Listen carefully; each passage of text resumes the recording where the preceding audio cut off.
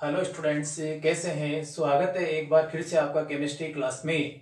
पिछले टॉपिक में हमने पढ़ा था हेलोफॉर्म अभिक्रिया और आज का हमारे पास में महत्वपूर्ण टॉपिक है हेलोफॉर्म में, वो है क्लोरोफॉर्म। देखिए स्टूडेंट, इसका सूत्र जो होता है फॉर्मूला वो होता है CHCl3।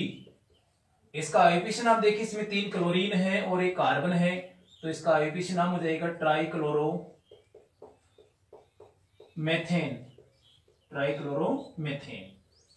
ठीक है, इसका आईयूपीएसी नाम हो गया ट्राइक्लोरोमेथेन। अब बात करते हैं manufacture of chloroform. Manufacture of chloroform मतलब फॉर्मेशन ऑफ क्लोरोफॉर्म। क्लोरोफॉर्म को बनाते कैसे हैं, इसको बनाने की विधियां कौन सी है। तो बनाने की विधियां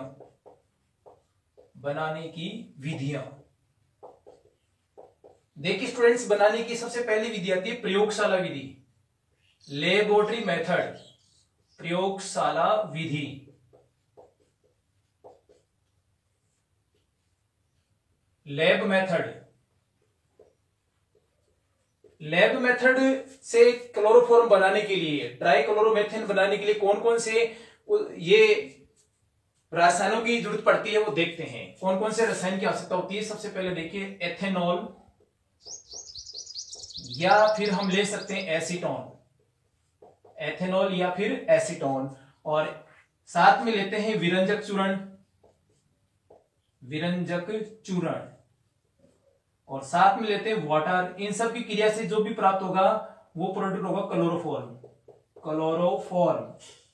तो ध्यान देना, हमारे पास में 2 ऑप्शन है, एक तो एथेनॉल का है और एक एसीटोन का। इन दोनों की क्रिया विरंजक चूर्ण और जल से करवाते हैं, जिससे क्लोरोफॉर्म प्राप्त हो जाता है।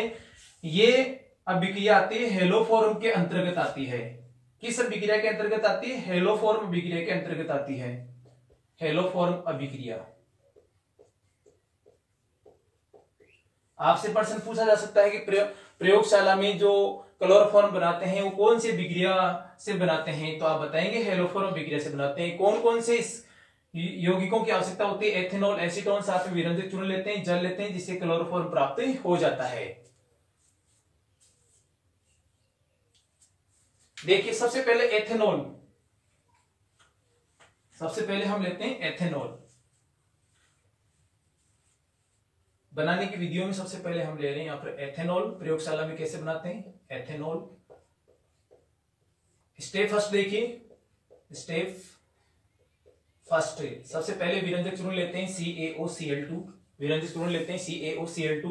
इसका फॉर्मूला हो गया। इसकी रिएक्शन वाटर से करवाते हैं, जिससे हमें प्राप्त होता है कैल्शियम हाइड्रोक्साइड, भुजा हुआ चूना। साथ में प्राप्त होता है क्लोरीन, और क्लोरीन जो होते हैं यहाँ पर 2 मोल है, तो यहाँ पर 2 मोल आ जाएगा। ये होती है नवजात क्लोरीन।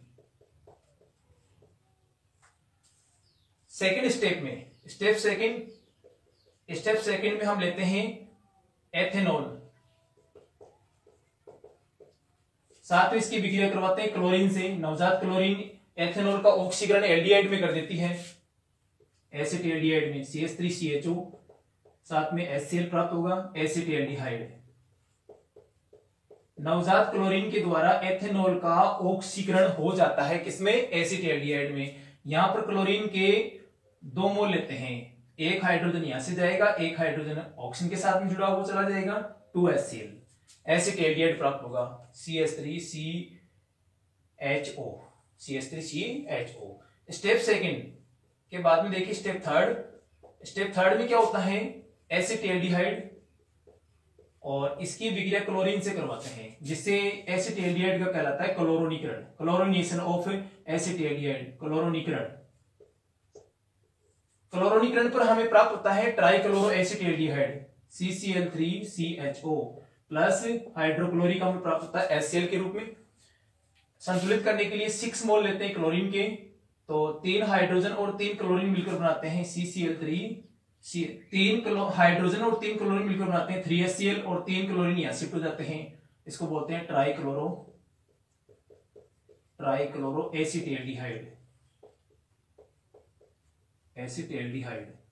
क्लोरल भी कह सकते हैं इसको, क्लोरल। याद रखना, क्लोरल का सूत्र बताइए, ट्राइक्लोरो एसिटिल्डिहाइड को बोलते हैं क्लोरल। स्टेप थर्ड के बाद देखिए स्टेप फोर्थ में क्या करते हैं, ट्राइक्लोरो एसिटिल्डिहाइड, इसकी विक्रिया कैल्शियम हाइड्रोक्साइड से करवाते हैं। कैल्शियम हाइड्रोक्साइड से करवाते हैं। तो देखिए इसमें क्या होगा, यहां का हाइड्रोजन यहां कार्बन पर शिफ्ट हो जाएगा, CHCl3 बनेगा, CHCl3 क्लोरोफॉर्म। शेष कंपाउंड क्या बन रहा है, देखिए इसका शेष कंपाउंड क्या बन रहा है, यहाँ का हाइड्रोजन, ये कार्बन, ये ऑक्सीजन मिलकर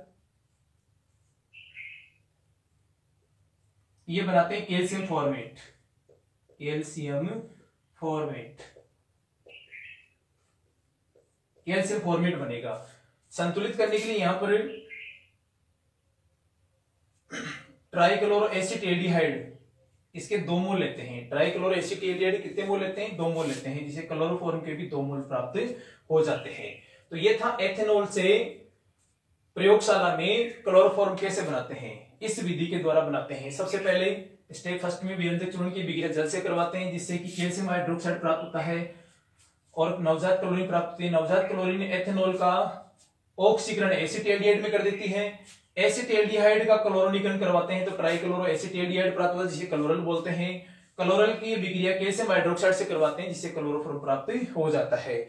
नेक्स्ट लेते हैं सेकेंड, एसीटोन के द्वारा क्लोरोफॉर्म कैसे बनेगा प्रयोगशाला में। तो देखते हैं एसीटोन के द्वारा। सेकेंड, एसीटोन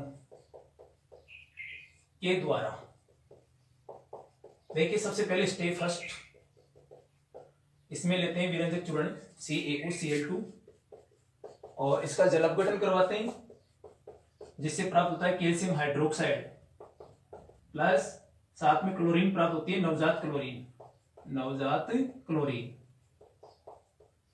ध्यान से पढ़ें और नोट्स बनाएं इसका अच्छी तरह। पीछे के टॉपिक रिवाइज नहीं है तो पहले उनको रिवाइज करें, बाद में यहां पर क्लोरोफॉर्म में पढ़ें। 2 मोल्स ऑफ नवजात क्लोरीन प्राप्त होता है हमें। स्टेप सेकेंड में एसीटोन, जिसका फॉर्मूला होता है डाईमेथिल कीटोन को एसीटोन बोलते हैं। इसकी विक्रिया क्लोरीन से, नवजात क्लोरीन से होती है। तो नवजात क्लोरीन के द्वारा एसीटोन का ऑक्सीकरण हो जाता है ट्राइक्लोरोएसीटोन में, CCl3COCH3, इसको बोलते हैं ट्राइक्लोरोएसीटोन।